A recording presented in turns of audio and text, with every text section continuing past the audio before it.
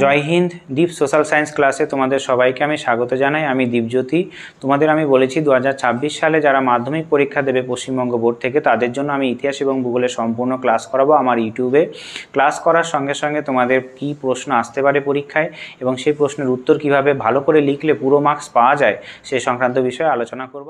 আজকে তোমাদের সঙ্গে আলোচনা করব মাধ্যমিক ভূগোলের পঞ্চম অধ্যায় ভারত থেকে গুরুত্বপূর্ণ যে শূন্যস্থান পূরণ, শুদ্ধ অশুদ্ধ এবং এক কথায় উত্তর আছে সেগুলো, সেই সংক্রান্ত প্রশ্ন। এর আগের দিন এমসিকিউ টাইপ প্রশ্ন করেছিলাম এই চ্যাপ্টার থেকে এর আগের ক্লাসে। আজকে আমরা আলোচনা করব শুদ্ধ অশুদ্ধ, শূন্যস্থান পূরণ এবং এক কথায় উত্তর।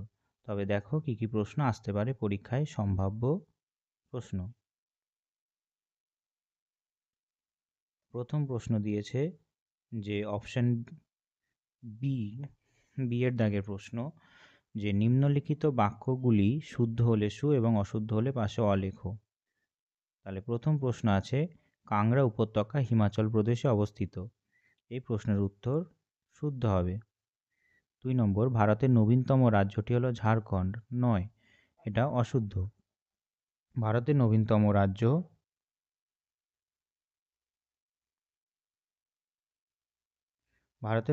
রাজ্য কি হবে? তেলেঙ্গানা। ঠিক আছে, অন্ধ্রপ্রদেশ ভেঙে তৈরি হয়েছে। 3 নম্বর প্রশ্ন, লু একটি শীতল প্রকৃতির বায়ু। না, এটাও অশুদ্ধ। লু একটি উষ্ণ এবং শুষ্ক বায়ু, যেটা গ্রীষ্মকালে প্রবাহিত হয়, গরম বায়ু। আর একটা মনে রাখবে, লুয়ের সঙ্গে আঁধি, আঁধি হলো ধূলির ঝড়। এরপরে 4 নম্বর প্রশ্ন, ভারতের কেন্দ্রীয় অরণ্য গবেষণাগার দেরাদুনে অবস্থিত। এর উত্তর হবে শুদ্ধ। অর্থাৎ ভারতের যে কেন্দ্রীয় অরণ্য গবেষণাগার দেরাদুনে আছে, উত্তরাখণ্ডের একটা জায়গা দেরাদুন। 5 নম্বর, ল্যাটেরাইট মাটিতে কার্পাস চাষ খুব ভালো হয়। না, এটাও অশুদ্ধ হবে। ল্যাটেরাইট মাটিতে কাজু, তারপরে অন্যান্য যে কফি, তারপরে চা, এই ক্রপস বা বাগান ভিত্তিক কৃষিগুলো ভালো হয়। আর ল্যাটেরাইট মাটি পশ্চিমঘাট পর্বতের পশ্চিম ঢালেই বেশি পাওয়া যায়। 6 নম্বর প্রশ্ন, ভারতে 2011 সালে জনগণনা অনুসারে প্রতি বর্গ কিমিতে 382 জন মানুষ বসবাস করে। এটা শুদ্ধ হবে। প্রতি বর্গ কিমিতে 382 জন মানুষ বসবাস করে। আর মনে রাখবে, কেন্দ্রশাসিত অঞ্চলের মধ্যে দিল্লির জনঘনত্ব সব থেকে বেশি, আর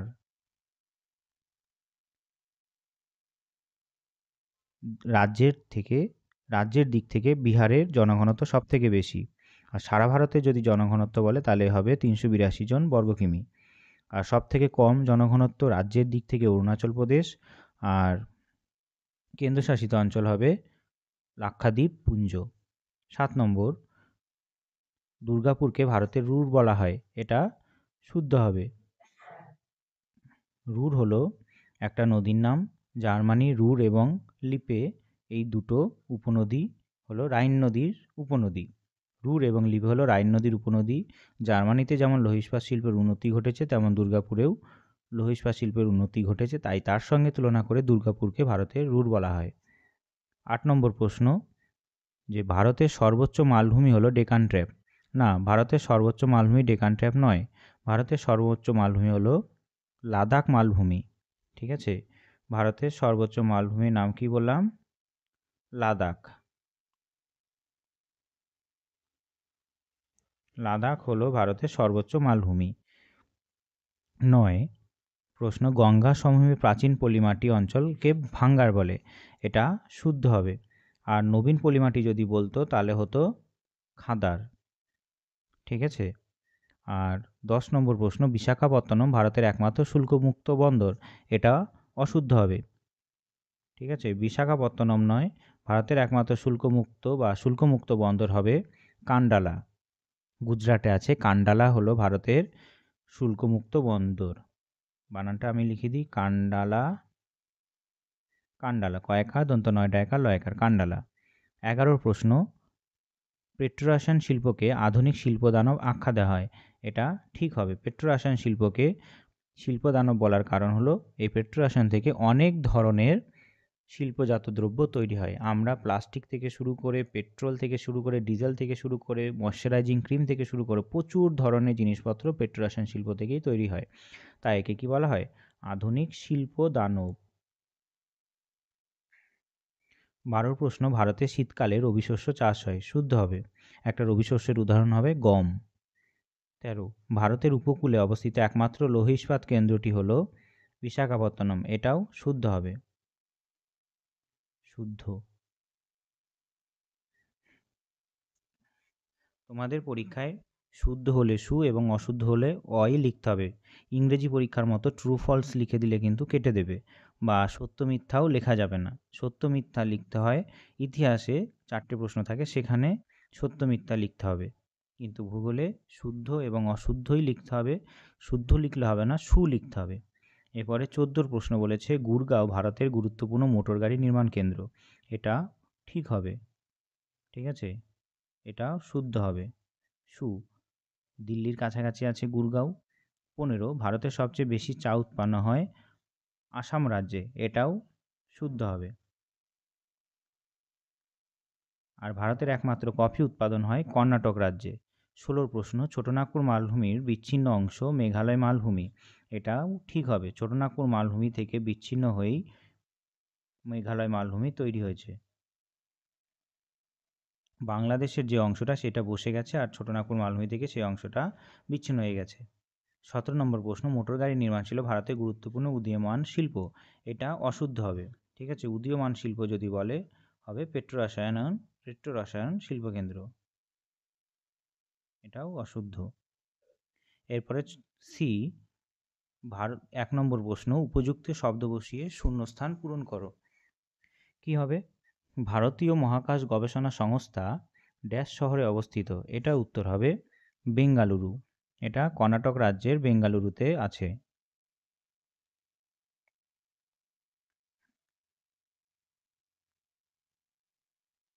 কর্ণাটক রাজ্যের বেঙ্গালুরু।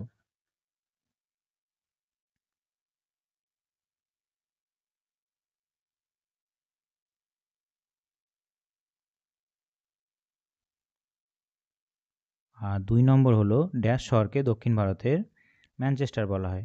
দক্ষিণ ভারতের ম্যানচেস্টার বলা হয় কোয়েম্বাটোরকে, তামিলনাড়ু রাজ্যের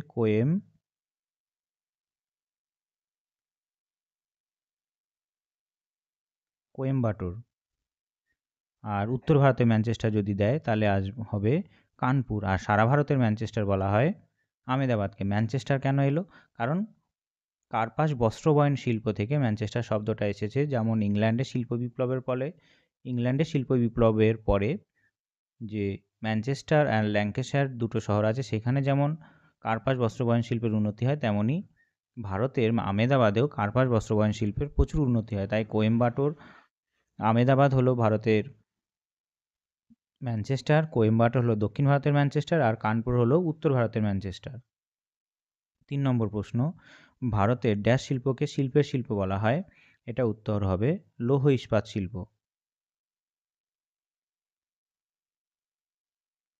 লৌহ ইস্পাত শিল্পকে ভারতের শিল্পের শিল্প বলা হয়। 4 নম্বর প্রশ্ন, পীরপাঞ্জাল ও হিমাদ্রি হিমালয়ের মধ্যভাগে রয়েছে ড্যাশ উপত্যকা, এটা হবে কাশ্মীর উপত্যকা। কাশ্মীর উপত্যকা, এই কাশ্মীর উপত্যকা হলো হিমাদ্রি ও পীরপাঞ্জালের মাঝে রয়েছে। আর এই কাশ্মীর উপত্যকায় পলিমাটি পাওয়া যায়, তার নাম হলো কারেওয়া। এখানে জাফরান চাষ ভালো হয় বা কেশর চাষ ভালো হয়। 5 নম্বর প্রশ্ন, পৃথিবীর সর্বাধিক বৃষ্টিবহুল স্থান হবে মৌসিনরাম। ঠিক আছে,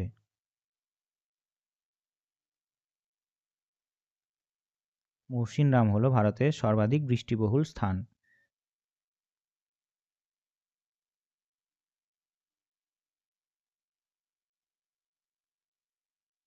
মৌসিনরাম চেরাপুঞ্জি লিখবে না, শুধু মৌসিনরামই লিখবে। ভারতের সর্বেক্ষণ বিভাগের প্রধান কার্যালয় অবস্থিত কোথায়? ভারতের সার্ভে অফ ইন্ডিয়া, এসওআইও দিতে পারে, সার্ভে অফ ইন্ডিয়া এর সার্বেক্ষণ বিভাগ হবে অরণ্য গবেষণাগার যেখানে, সেখানে, অর্থাৎ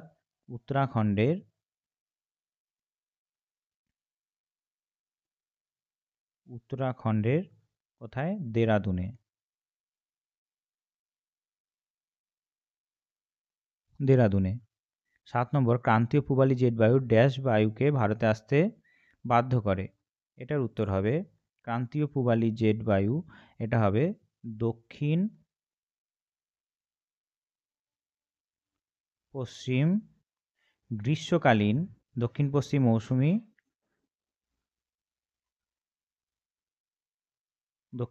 মৌসুমি বায়ুকে ভারতে আসতে বাধ্য করে, যেটা গ্রীষ্মকালে আমাদের ভারতে প্রবাহিত হয়, যেটা বৃষ্টি নিয়ে আসে।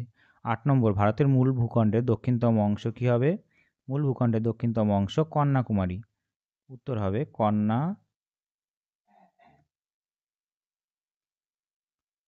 কন্যাকুমারী। 9 নম্বর প্রশ্ন, ভারতের সর্বাধিক জনবহুল শহর হলো মুম্বাই। মুম্বাই হলো ভারতের সর্বাধিক জনবহুল শহর। আর 8 দাগের প্রশ্ন বলল ভারতের মূল ভূখণ্ডের দক্ষিণতম অংশ কন্যাকুমারী, আর যদি বলতো ভারতের দক্ষিণতম অংশ তাহলে হতো ইন্দিরা পয়েন্ট, যেটা 2004 সালে সুনামির জন্য ডুবে গেছে। দক্ষিণের ধানের ভাণ্ডার বলা হয় কাবেরী নদী অববাহিকাকে, তাই কাবেরী নদীতে এত ধান উৎপাদন হয় বলে কাবেরীকে দক্ষিণ ভারতের গঙ্গাও বলা হয়। তাহলে এটা হবে কি কাবেরী নদী অববাহিকায়।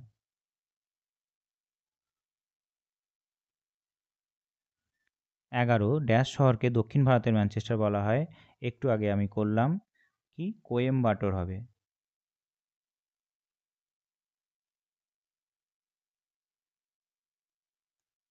আর উত্তর ভারতের ম্যানচেস্টার যদি বলতো কানপুর হতো, আর সারা ভারতের ম্যানচেস্টার হবে আহমেদাবাদ। 12 প্রশ্ন, কেন্দ্রীয় ধান গবেষণাগার ড্যাশে অবস্থিত। কেন্দ্রীয় ধান গবেষণাগার আছে যে উড়িষ্যার কটকে।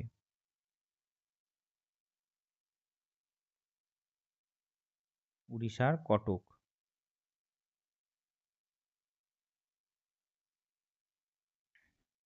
ড্যাশ গঙ্গা ডান তীরের একটি উপনদী। ঠিক আছে, ড্যাশ হলো গঙ্গা ডান তীরের একটা উপনদী। গঙ্গা ডান তীরের উপনদী মনে রাখবে কি হবে, যে যমুনা।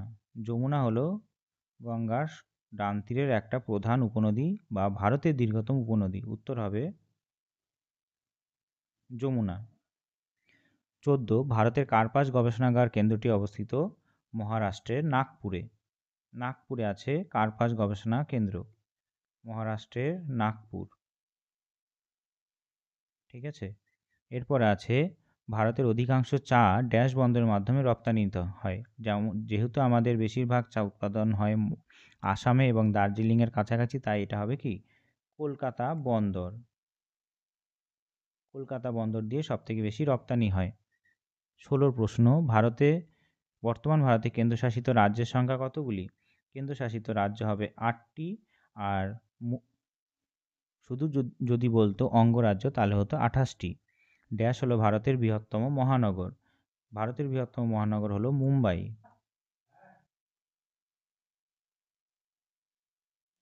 18 অলকানন্দার কাছে ভাগীরথীর সাথে মিলিত হয়েছে। অলকানন্দা কোথায় আছে? দেবপ্রয়াগের কাছে।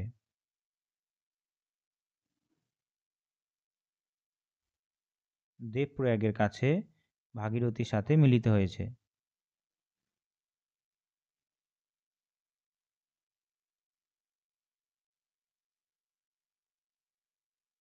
দেবপ্রয়াগের কাছে ভাগীরথীর সাথে মিলিত হয়েছে অলকানন্দা। 19 প্রশ্ন, ভারতের উত্তর পূর্বাঞ্চলে পেট্রোরসায়ন শিল্পকেন্দ্রটি অবস্থান করছে, তার নাম কি হবে? বঙ্গাইগাঁও। কোথায় আছে? আসামে। বঙ্গাইগাঁও, আসামে আছে বঙ্গাইগাঁও। ঠিক আছে, শূন্যস্থান হয়ে গেল। আর যদি বলে পশ্চিমবঙ্গের একটা পেট্রোরসায়ন শিল্পকেন্দ্র তাহলে হবে কি হলদিয়া। ডি এর দাগের প্রশ্ন, একটি বা দুটি শব্দে উত্তর দাও। 1 নম্বর প্রশ্ন বলছে দাক্ষিণাত্যের মালভূমি অঞ্চলে কোন ধরনের মৃত্তিকা দেখা যায়? দাক্ষিণাত্য মালভূমি অঞ্চলে মনে রাখবে যে কৃষ্ণ মৃত্তিকা দেখা যায়, যে কৃষ্ণ মৃত্তিকা বা ব্ল্যাক সয়েল, ঠিক আছে, বা রেগুর সয়েল। ঠিক আছে। 2 নম্বর প্রশ্ন, ভারতের ডেট্রয়েট কোন শহরকে বলে? ভারতের ডেট্রয়েট বলা হয় চেন্নাইকে। প্রচুর পরিমাণে মোটর গাড়ি যেমন তৈরি হয় আমেরিকা যুক্তরাষ্ট্রের আমেরিকা যুক্তরাষ্ট্রের ডেট্রয়ে, তেমন ভারতেরও সবথেকে বেশি মোটর গাড়ি তৈরি হয় চেন্নাইতে। তাই তার সঙ্গে তুলনা করে আমেরিকা যুক্তরাষ্ট্রের ডেট্রয়েটের সঙ্গে তুলনা করে ভারতের ডেট্রয়েট বলা হয় চেন্নাইকে।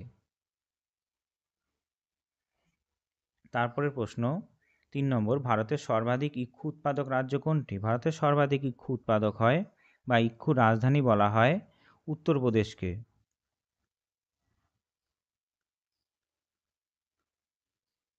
মনে রাখবে উত্তরপ্রদেশে কে ইক্ষু রাজধানী বলা হয়, উত্তরপ্রদেশের যে লখনৌ আছে তাকে। আর সবথেকে বেশি ইক্ষু উৎপাদন হয় উত্তরপ্রদেশে। ঠিক আছে, আর এই ইক্ষু মনে রাখবে সামুদ্রিক লবণাক্ত বাতাসে সবথেকে ভালো হয়। তার ভেতরে যে সুক্রোজ বা মিষ্টি যে রস থাকে সেটা সমুদ্রের লবণাক্ত বাতাস পেলে ভালো তৈরি হয়। 4 প্রশ্ন, কর্ণাটকের কোন জেলা ভারতের বৃহত্তম কফি উৎপাদক জেলা? উত্তর হবে চিকমাগালুর। চিকমাগালুর জেলা।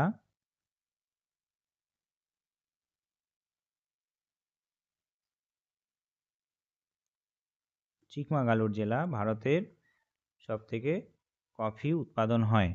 ঠিক আছে, এটা কফি উৎপাদক একটা রাজধানীও আমাদের ভারতের। কফি উৎপাদনের যে রাজধানী, কফির গবেষণা কেন্দ্র যেটা আছে সেটা কোথায় আছে? চিকমাগালুরে।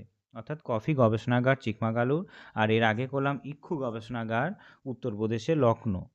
ঠিক আছে। 5 নম্বর, দক্ষিণ ভারতের গঙ্গা কোন নদীকে বলা হয়? দক্ষিণ ভারতের গঙ্গা বলা হয় কাবেরী নদীকে। পবিত্রতার দিক থেকে কাবেরীকে এবং ফসল উৎপাদন হয় বলে প্রচুর, সে অনুসারে কাবেরীকে দক্ষিণ ভারতের গঙ্গা বলা হয়। যেমন গঙ্গাতে প্রচুর ফসল উৎপাদন হয়, তেমন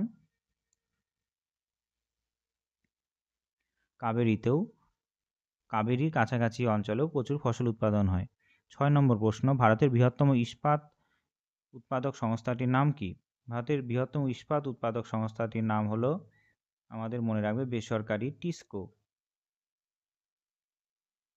ঠিক আছে, tata iron and steel company ভারতের বৃহত্তম ইস্পাত উৎপাদক সংস্থা। আর এর সঙ্গে আরও মনে রাখবে যে ভারতের যে সেল, ঠিক আছে, সেল হলো স্টিল অথরিটি অফ ইন্ডিয়া। আর এইখানে টিসকোটা একটু ভুল হয়েছে, একটু ঠিক করে নাও, এটা হবে জেএসডাব্লিউ। ঠিক আছে, যে টাটা আয়রন স্টিল কোম্পানি হলো বেসরকারি বৃহত্তম, ঠিক আছে, বৃহত্তম কি লৌহ ইস্পাত শিল্প কেন্দ্র। আর সরকারি বৃহত্তম হলো ভিলাই। আর যদি বলে বৃহত্তম ইস্পাত উৎপাদক সংস্থা, সেটা হবে জেএসডাব্লিউ, সর্ববৃহৎ ইস্পাত উৎপাদক সংস্থা। আর এখান থেকে মনে রাখবে যে দুর্গাপুরকে ভারতের রুর বলে। ঠিক আছে, আর ভারতের প্রথম ইস্পাত শিল্প, লৌহ ইস্পাত শিল্প আধুনিকভাবে স্থাপিত হয় কুলটিতে। আর প্রথম লৌহ ইস্পাত যদি বলে তাহলে তামিলনাড়ুর পোর্টো-নোভাতে। যদি আধুনিক লৌহ ইস্পাত শিল্পকেন্দ্র বলে তাহলে হবে কুলটি। আর যদি বলে শুধুমাত্র প্রথম লৌহ ইস্পাত শিল্প, সেটা তৈরি হয়েছিল 1830-এ পোর্টো-নোভাতে। আর কুলটিতে তৈরি হয়েছিল আধুনিক লৌহ ইস্পাত শিল্পকেন্দ্র 1870 সালে। সরকারি বৃহত্তম লৌহ ইস্পাত শিল্পকেন্দ্র হবে ছত্তিশগড়ের ভিলাই। আর বেসরকারি বৃহত্তম লৌহ ইস্পাত শিল্পকেন্দ্র হবে TISCO, Tata iron and steel company. আর বৃহত্তম শঙ্কর ইস্পাত শিল্পকেন্দ্র হবে বৃহত্তম শঙ্কর alloy steel and iron industry, যেটা আছে কোথায়? বৃহত্তম অ্যালয় স্টিল, সেটা হবে দুর্গাপুর। বা শঙ্কর লোহা ইস্পাত কেন্দ্র যদি বলে, লোহা শঙ্কর ও ইস্পাত কেন্দ্র যদি বলে তাহলে হবে দুর্গাপুর। গঙ্গা নদীর প্রবাহের কোন অংশে সর্বাধিক দূষণ দেখা যায়? এটা হবে গঙ্গা নদীর নিম্ন গতিতে। ঠিক আছে, নিম্ন গতিতে সব থেকে বেশি দূষণ তৈরি হয়। নিম্ন গতি আর মধ্যগতি।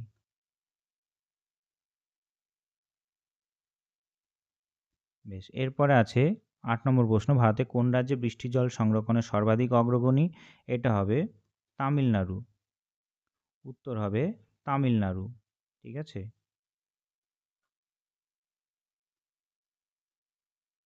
আর পশ্চিমবঙ্গের যে বৃষ্টি জল সংরক্ষণের প্রকল্প আছে, তার নাম হলো জল ভরো আর জল ধরো। জল ভরো আর জল ধরো। আর অগ্রণী রাজ্য হবে কি? তামিলনাড়ু। ঠিক আছে, অগ্রণী রাজ্য যদি বলে তাহলে হবে তামিলনাড়ু। এরপরে আছে ভারতের জরিপ সংস্থার প্রধান কার্যালয় কোথায় আছে? এটা হবে উত্তরাখণ্ডের দেরাদুন। এটা SOIও বলা হয়, SOI, সার্ভে অফ ইন্ডিয়া। এরপরের প্রশ্ন দিয়েছে রডোডেনড্রন কোন অরণ্যের উদ্ভিদ? মনে রাখবে রডোডেনড্রন হলো আমাদের যে অরণ্য আছে সেই অরণ্য কোন ধরনের উদ্ভিদ হবে? এটা হবে আলপীয় উদ্ভিদ। ঠিক আছে, আলপীয় উদ্ভিদ। এটা অনেকটা উচ্চতায় দেখা যায়, প্রায় 4000 থেকে 5000 মিটার উচ্চতায় এই রডোডেনড্রন উদ্ভিদ দেখা যায়। এটা হবে আলপীয় উদ্ভিদ, আলপীয়। কলকাতার জীবনরেখা কাকে বলা হয়? মেট্রোকে, মেট্রো রেলকে কলকাতার জীবনরেখা বলা হয়।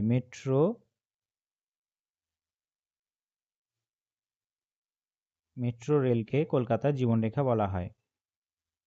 ঠিক আছে, ভালো করে লিখে দিই, মেট্রো রেলকে কলকাতার জীবনরেখা বলা হয়। আর মনে রাখবে বেঙ্গালুরুতে নাম্মা মেট্রো আছে। ঠিক আছে, বেঙ্গালুরুতে নাম্মা মেট্রো আছে। আর কলকাতার যে মেট্রো রেল সেটা চালু হয়েছে 1984 সালে। ভারত আফগানিস্তানের সীমারেখা কি নামে পরিচিত? মনে রাখবে ভারত আফগানিস্তানের সীমারেখা ডুরান্ড লাইন। আর মনে রাখবে যে বাংলাদেশের সঙ্গে আছে র্যাডক্লিফ লাইন, পাকিস্তানের সঙ্গেও র্যাডক্লিফ লাইন, আর চীনের সঙ্গে আছে ম্যাকমোহন লাইন অরুণাচল প্রদেশের কাছে। আর সবথেকে বড় সীমান্ত ভারতের সেটা কার সঙ্গে আছে? বাংলাদেশের সঙ্গে। আরাবল্লী পর্বতের সর্বোচ্চ শৃঙ্গের নাম কি হবে? গুরু শিখর, আবু পাহাড়ের গুরু শিখর, গুরু শিখর। বেশ, এরপরে আছে ভারতের প্রথম পেট্রোরসায়ন শিল্পকেন্দ্র কোথায় স্থাপিত হয়েছিল? ভারতে পেট্রোরসায়ন শিল্পকেন্দ্র স্থাপিত হয়েছিল ট্রম্বেতে। কি হবে উত্তর? ট্রম্বেতে।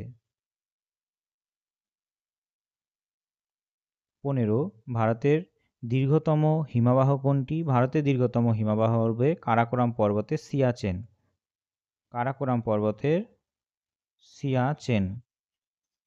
তারপর আছে ভারতের বৃহত্তম লৌহ ইস্পাত শিল্পকেন্দ্রটির নাম উল্লেখ করো। ভারতের বৃহত্তম লৌহ ইস্পাত শিল্পকেন্দ্রটির নাম হবে কি? বেসরকারি যদি বলতো তাহলে হতো টিসকো, আর যদি সরকারি বলে তাহলে হবে ভিলাই। বেসরকারি যদি বলে টিসকো, আর সরকারি যদি বলতো তাহলে হতো ভিলাই। তাহলে দুটোই এখানে কোনো রকম সরকারি আর বেসরকারি বলেনি, তাই দুটোই লিখে দিতে হবে, সরকারি ভিলাই, বেসরকারি টিসকো। 17 কর্ণাটক মালভূমির পূর্বাংশে নিচু ও তরঙ্গায়িত অঞ্চল কি নামে পরিচিত? যদি বলতো উঁচু অংশ তাহলে হতো মালনাদ, আর যেহেতু বলছে নিচু তাই হবে ময়দান। ঠিক আছে, কর্ণাটক মালভূমির দুটি অংশ। ময়দান মানে কি? ময়দান মানে সমান অংশ। ঠিক আছে, আর মালনাদ মানে বোঝায় যে পাহাড়ের দেশ। ঠিক আছে, কর্ণাটক মালভূমির দুটি অংশ, একটা হলো মালনাদ, একটা হলো ময়দান। ময়দান হলো প্রায় সমপ্রায় ভূমি, সমান অংশ, আর মালনাদ কথার অর্থ হলো পাহাড়ের দেশ। ঠিক আছে, এটা একটা ব্যবচ্ছিন্ন মালভূমি। ভারতের অরণ্য গবেষণাগার কোথায় আছে? আছে দেরাদুনে, উত্তরাখণ্ডের দেরাদুন। এরপরে হবে কোন শিল্পকে শিল্পদানব বলা হয়? পেট্রো রসায়ন শিল্পকে। ঠিক আছে, পেট্রো রসায়ন শিল্পকে।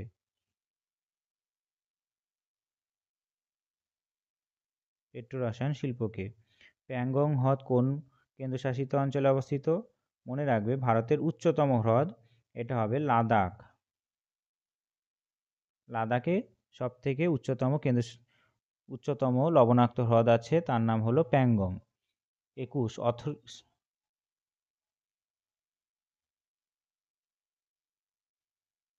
এখানে হবে এটা সেল, ঠিক আছে, এখানে আমি লিখে দিচ্ছি সেল। সেলের সদর দপ্তর কোথায় আছে? SAIL। সেল মানে স্টিল অথরিটি অফ ইন্ডিয়া লিমিটেডের সদর দপ্তর আছে দিল্লিতে। এর সদর দপ্তর কোথায় আছে? দিল্লি, মনে রাখবে, দিল্লি। ঠিক ঠিক আছে, সেল অর্থাৎ স্টিল অথরিটি ইন্ডিয়ার সদর দপ্তর আছে দিল্লিতে। 22-এর প্রশ্ন, 2011 সালে জনগণনা অনুসারে ভারতের জনঘনত্ব কত? পার বর্গ কিমিতে 382 জন পার বর্গ কিমি, ঠিক আছে, পার বর্গ কিমি। তাহলে বুঝতে পারলে কি কি প্রশ্ন আসতে পারে। এক কথায় শূন্যস্থান পূরণ এবং শুদ্ধ অশুদ্ধ। আমি এর আগে এমসিকিউ প্রশ্ন করিয়েছি, এই প্রশ্নগুলো করানোর আগে এই ভারতের অধ্যায় থেকেই তোমরা যারা দেখোনি ভিডিওটা প্লে লিস্টে সাজানো আছে, তোমরা দেখতে পারো। ঠিক আছে, তবে আজকের জন্য এইটুকুই। পরের ভিডিওগুলোতে অন্যান্য চ্যাপ্টার থেকে এবং ভারত এবং অন্যান্য চ্যাপ্টার থেকেও প্রশ্ন আলোচনা করব। যারা তোমরা নতুন এই চ্যানেলে, তারা অবশ্যই সাবস্ক্রাইব করে রাখবে এবং বন্ধুদের সঙ্গে শেয়ার করতে পারো। ঠিক আছে, তবে আজকের জন্য এইটুকুই। ভালো থাকবে। জয় হিন্দ।